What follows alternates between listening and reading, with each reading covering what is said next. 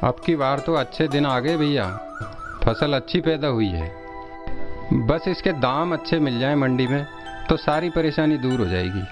सही कह रहे हो हरिया, सही दाम मिले तो भैया सबसे पहले अपनी बहन के हाथ पीले करूंगा। जवान बहन को ज्यादा दिन घर में बिठाना ठीक नहीं। बहन राजी खुशी घर से विदा हो जाए तो मैं गंगा नहाऊं। भाई सबसे पहले मैं बंसीलाल का कर्जा चुकाऊंगा।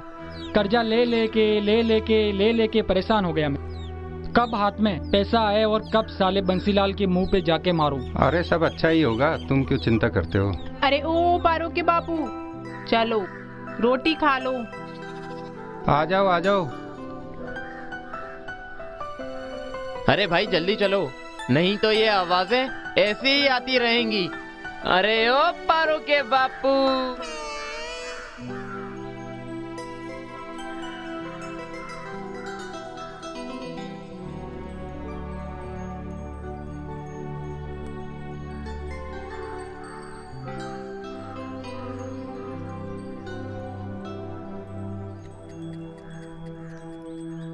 अजी वो पारो कह रही थी कि बाबा से बोलना कि अब की बार आए तो मेरे लिए चांदी की पायल लेकर आए।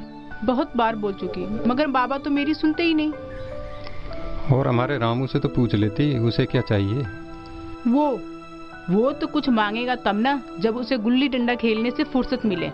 सारा दिन खेल के चक्कर में इधर उधर भागता फिरता है। और तुम्हें क्या चाहिए। मुझे कुछ नहीं चाहिए, बस थोड़ा रुपया जमा हो जाता तो बेटी की शादी में काम आ जाता। अरे तुम उसकी चिंता मत करो, अब की बार फसल अच्छी पैदा हुई है। अब की बार मैं सोच रहा हूँ तुम्हारे लिए लहंगा चुन्नी ला के दूँ। ये कोई मेरी उम्र थोड़ी ना है लहंगा चुन्नी पहनने की। जरा देखो तो सही, कितनी बुढ़ी हो गई हो तुम।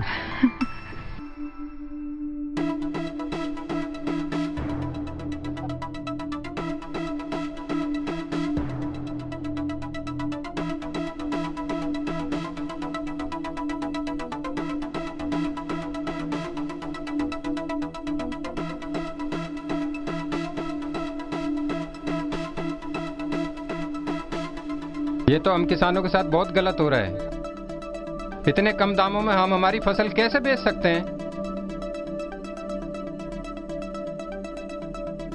अरे तो भैया वापस अपनी फसल घर ले जाओ, जब भाव बढ़ जाए तो ले आना। हमने तुम्हारे साथ कोई जोर जबरदस्ती थोड़ी करी है कि अभी की अभी बेचो। हिसाब लगा के। राम राम सेठ जी। क्या बात है भाई। सेठ जी ये कह रहे हैं फसल के दाम बहुत ही कम मिल रहे हैं।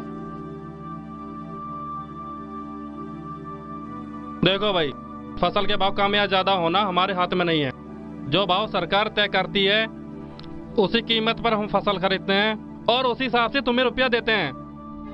सरकार तो बिल्कुल गलत कर रही है हम किसानों के साथ। फसल का पूरा दाम तो मिलना ही चाहिए हमें।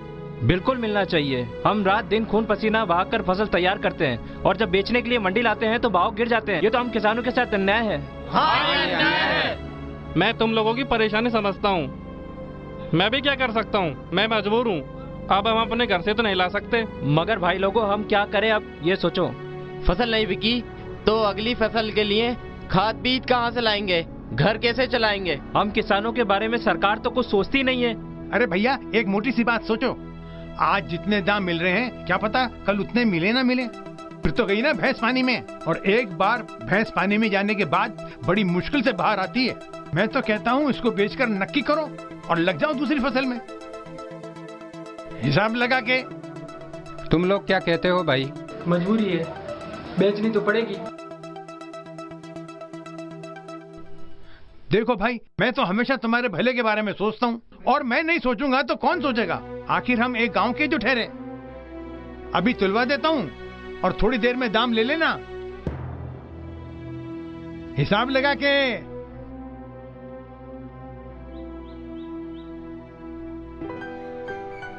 हम किसानों के बारे में कोई कुछ भी नहीं सोचता है। जब चाहा भाव बढ़ा दिया, जब चाहा भाव गिरा दिया। हम किसान लोग दिन रात मेहनत करके फसल पैदा करते हैं और जब बेचने का वक्त आता है। क्यों अपना खून जला रहे हो। अरे जो हमारे किस्मत में था वो तो हमें मिल गया, अब ज्यादा सोचने से क्या फायदा।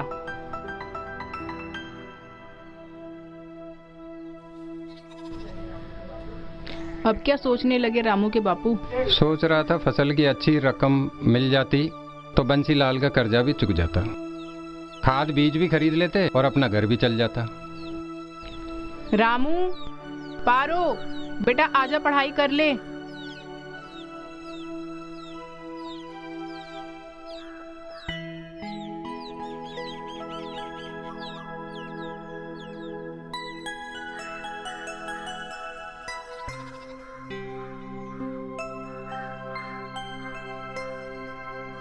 आजकल तुम्हारा खेल कूद में कुछ ज्यादा ही ध्यान रहता है। स्कूल से आते ही बस्ता एक तरफ रख देते हो।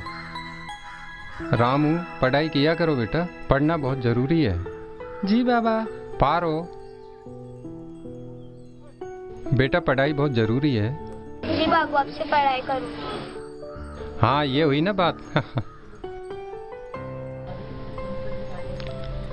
सुनो जी, ऐसा नहीं हो सकता कि बंसीलाल का कर्जा अगली फसल होने पर चुका दे और इस रकम से खाद और बीज खरीद लेते हैं।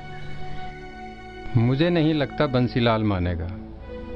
एक बार मुनीम जी से बात करके तो देखो, शायद कुछ बात बन जाए।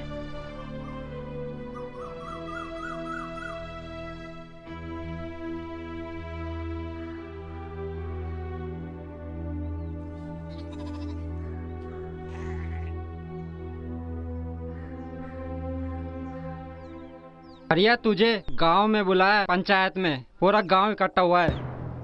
पंचायत में? मगर हमने तो कुछ किया ही नहीं। फिर पंचायत में हमें क्यों बुलाया है? मुझे क्या पता, उस बंसीलाल ने बुलाई है पंचायत। बंसीलाल ने? हाँ, और मैं कह रहा हूँ जल्दी आ जाना, मैं जा रहा हूँ। मैंने कहा था ना, बंसीलाल मानने वाला नहीं है। छाती पे खड़ा होकर कर्जा वसूल लेता है वो। तुमने मुनीम जी से बात तो की थी ना?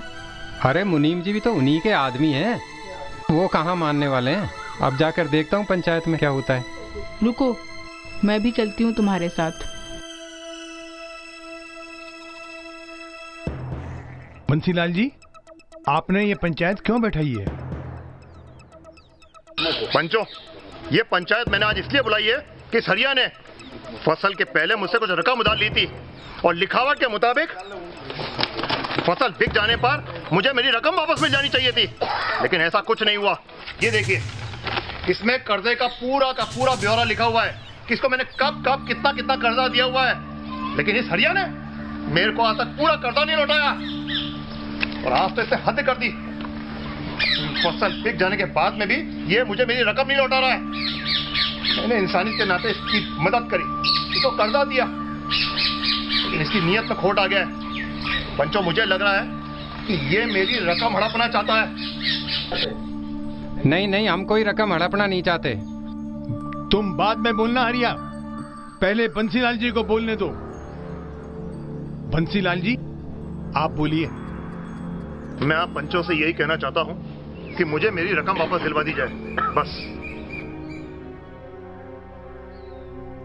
हाँ तो हरिया, तुम बोलो, बंसीलाल जी का पैसा क्यों नहीं लौटाना चाहते हो?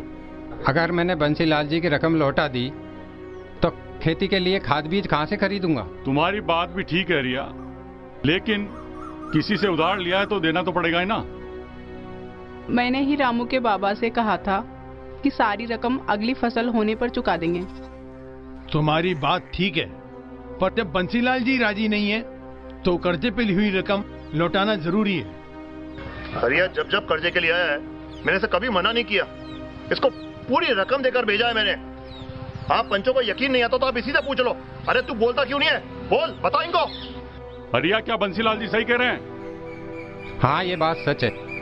तो फिर बंसीलाल जी की रकम चुकाने में क्या परेशानी है तुमको? नहीं दूंगा, चाहे कुछ भी हो जाए। तुम सब लोग मिले हुए हो, हम किसानों के बारे में कोई कुछ नहीं सोचता है। हरिया, तुम पंचायत का अपमान कर रहे हो। तुम्हें मालूम है, तुम्हारे बाप दादा और पूरा गांव पंचायत का फैसला मानता आया है। हरिया, तुम्हें पंचों का फैसला मानना पड़ेगा। अगर तुमने पंचों का फैसला नहीं माना तो तुम्हारा हुक्का पानी बंद कर दिया जाएगा। ऐसा मत कीजिए,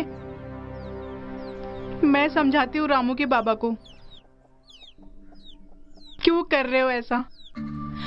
मान जाओ ना, लौटा दो बंसीलाल जी की रकम। लौटा दूं? फिर हमारा क्या होगा? हमारे बच्चों का क्या होगा? कैसे घर चलेगा मेरा? कहां से खाद बीज खरीदूंगा मैं? तुम्हारे आगे हाथ जोड़कर कहती हूँ, भरी पंचायत में अपनी बेइज्जती मत कराओ। हमें हमेशा इसी गांव में रहना है। कहाँ जाओगे इस गांव को छोड़कर, जो तुम ऐसी बातें कर रहे हो? हरिया, मैं कहता हूँ लौटा दे बंसीलाल जी की रकम, आगे जो होगा देखा जाएगा। बड़ी पंचायत के सामने अपनी बेइज्जती तो मत कराओ हरिया, दे दो पैसे। तुम्हारे आगे हाथ जोड़ती हूँ, मान जाओ मेरी बात, मान जाओ। ठीक है, जो पंचायत कहेगी वो फैसला मुझे मंजूर है। बंसीलाल जी, आप कुछ कहना चाहते हैं? नहीं पंचो, मुझे अब और कुछ नहीं कहना है।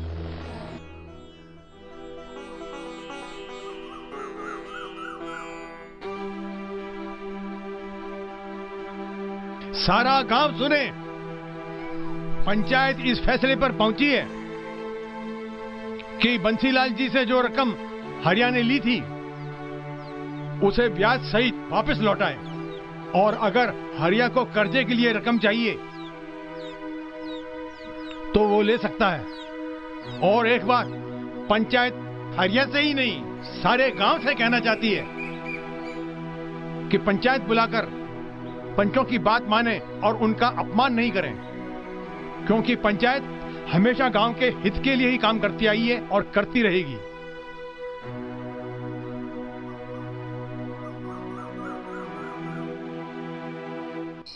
देखो जी, अब चिंता करने से तो कुछ होगा नहीं। अब तो हमारी जिंदगी कर्जे में ही गुजरेगी। अरे हमारी जिंदगी तो कर्जे में ही गुजर रही है रामू की माँ, मगर इन बच्चों का क्या होगा? सब ठीक हो जाएगा जी। अब अगर आप ही हिम्मत हार जाओगे तो हमारा क्या होगा? भगवान ने चाहा तो इस बार भी फसल बहुत अच्छी होगी।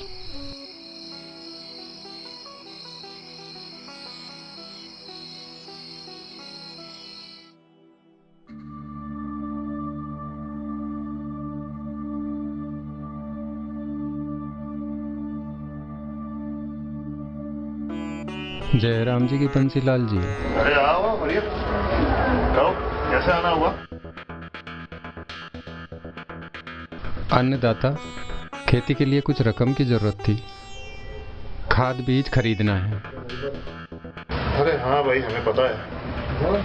उस दिन पंचायत में बुला के हमें बहुत बुरा लगा, लेकिन हम भी क्या करते, मजबूर थे। हमारे पे तो पहले ही बहुत कर्जे हैं, हिसाब लगा के। जी मुनीम जी, हमें सब पता है, हम धीरे धीरे सारा कर्जा चुका देंगे। देखो हरिया, कर्जा तो हम तुम्हें दे रहे हैं, लेकिन इस बार सारी बातें खुलकर हो जाए तो अच्छा है। देखो हम भी हाल बच्चे वाले हैं, और फिर घोड़ा घास से दोस्ती करेगा तो क्या खाएगा? जी तू समझ रहा है ना? जी सरकार। मुनीम जी, हरिया का सारा हिसाब किताब समझा दो, इसके ऊपर अब तक का कितना बकाया है।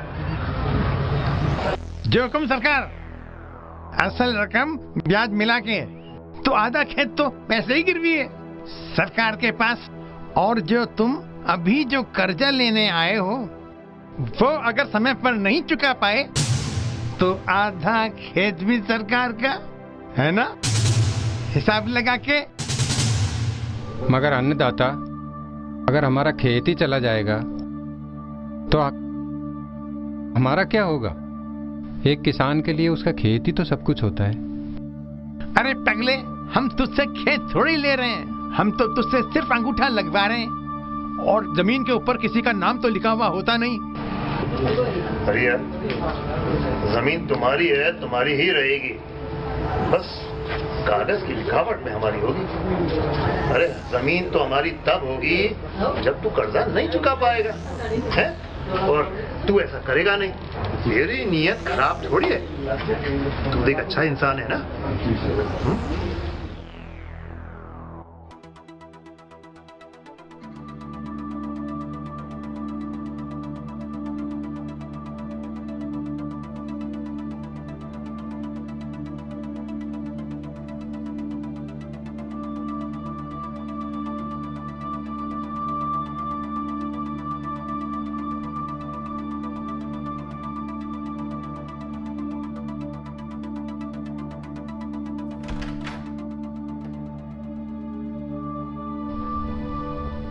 ये हरिया क्यों आया था?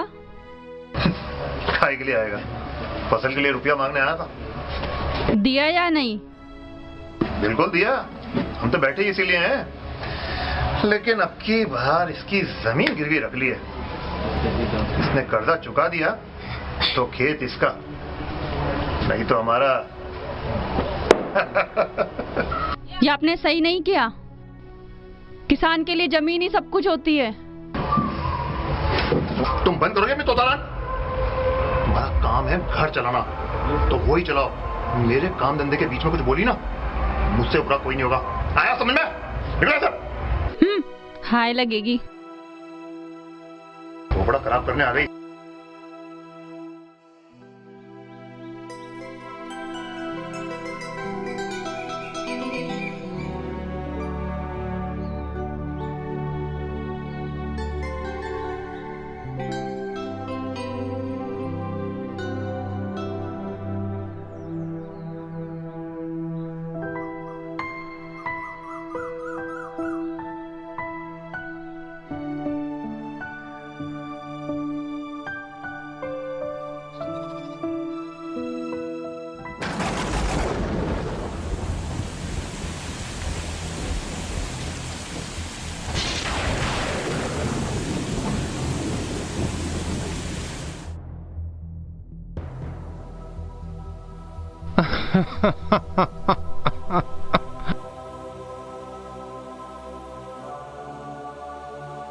एक बात कहूं,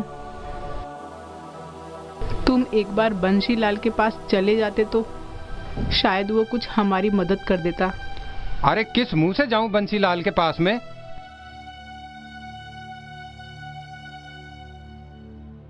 मेरे पास है ही क्या उसको कुछ देने के लिए, सिवाय भीख के कुछ नहीं मिलने वाला। ये जो बड़े लोग हैं ना, इनका दिल बहुत कठोर होता है। ये सिर्फ अपने लिए सोचते हैं, दूसरों के लिए नहीं। और ये जो बंसीलाल है ना, बहुत कमीना आदमी है। ये बगैर मुनाफे के किसी की मदद नहीं करता। हाँ, मगर एक बार चले जाते तो। जाओ यहां से, हमें अकेला छोड़ दो। हम वैसे ही बहुत परेशान हैं। पारो, ले जा बेटा, बाबा को रोटी दे दे।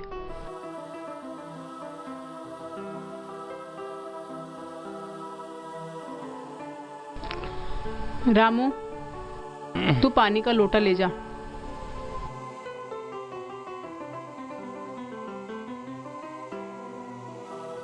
पापा, रामू कह रहा था कि जब मेरी शादी हो जाएगी तो मैं अपने दूल्हे के साथ दूसरे घर चली जाऊंगी। हाँ बेटा, जाना तो पड़ेगा अपने दूल्हे के साथ। नहीं बाबा, मैं आपको छोड़ के कहीं नहीं जाऊंगी। मेरी शादी गांव में ही कर देना, मैं वहाँ से खेलते खेलते यहाँ आ जाऊंगी।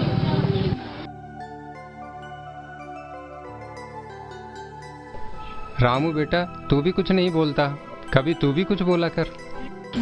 बाबा, जब मैं बड़ा हो जाऊंगा आप यहाँ पर बैठना और मैं खेत संभालूंगा। मेरा समझदार बेटा।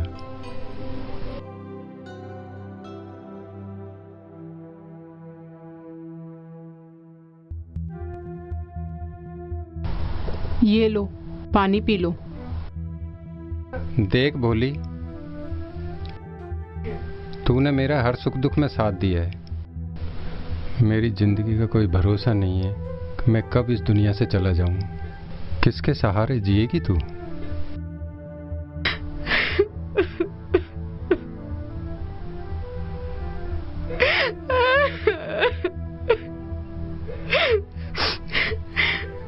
ऐसा मत कहो, कुछ नहीं होगा तुम्हें। मैं बंसीलाल के पास जाऊंगी, हाथ फैलाकर दया की भीख मांगूंगी।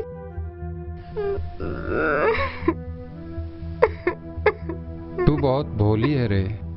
अरे हम गरीब किसानों की कौन मदद करेगा रे?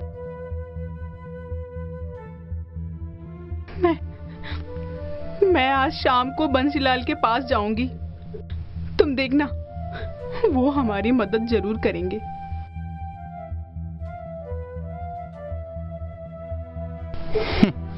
गरीबी भी इंसान को कितना लालच में डाल देती है। नहीं होने वाला काम भी ऐसा लगता है कि हो जाएगा।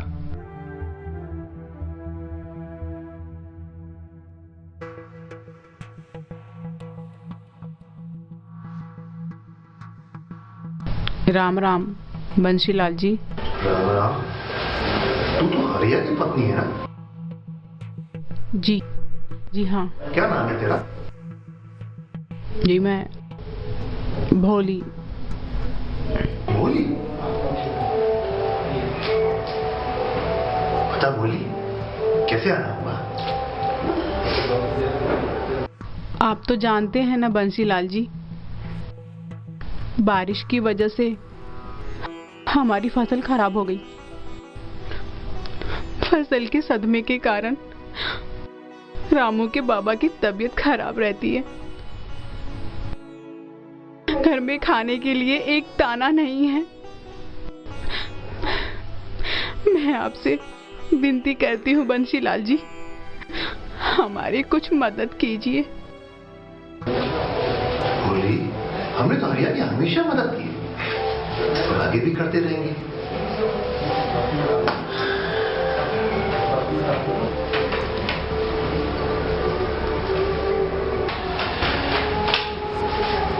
बस तुम्हें हमारा एक काम करना होगा। काम करना होगा? मैं कुछ समझी नहीं बंसीलाल जी।